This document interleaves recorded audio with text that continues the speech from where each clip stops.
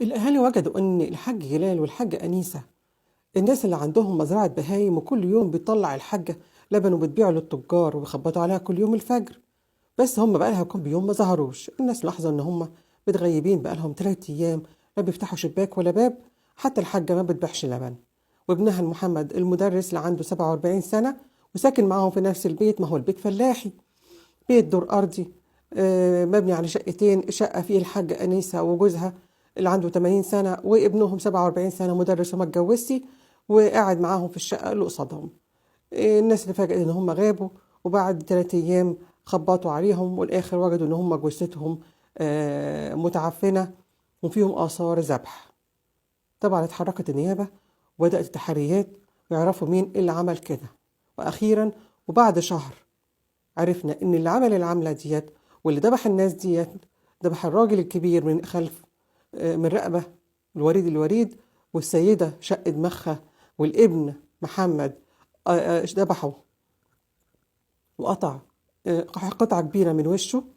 كل العمل دوت فيهم هو أخوهم أحمد، أخو محمد. والحكاية بتبدأ إن الحاج جلال فكر إن هو يكتب المزرعة بتاعته لابنه اللي ما اتجوزش واللي عايش معاه طول عمره على البسطة اللي قدامه، ففكر إن هو يكتب له المزرعة والبيت باسمه. طبعا ابنه التاني اللي عايش في اسكندرية والموظف لما عرف الخبر دوت وما عجبوش الحال، لما حاول إن هو يرجع أبوه عن فكرته، لكن الأب صمم.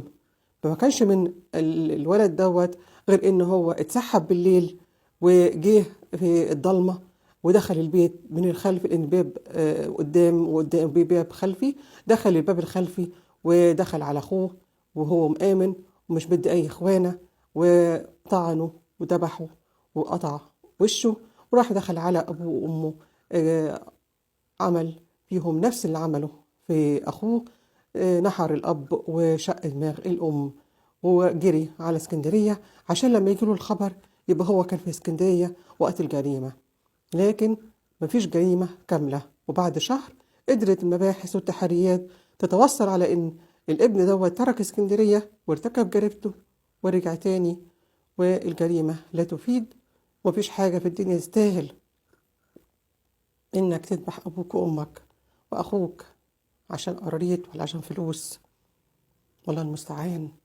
اللي لسه ما اشتركش في القناة يشترك، واللي ما دخلش المسابقة تابع لصفحتي يتابع. واشوفكم الفيديو القادم إن شاء الله. سلام.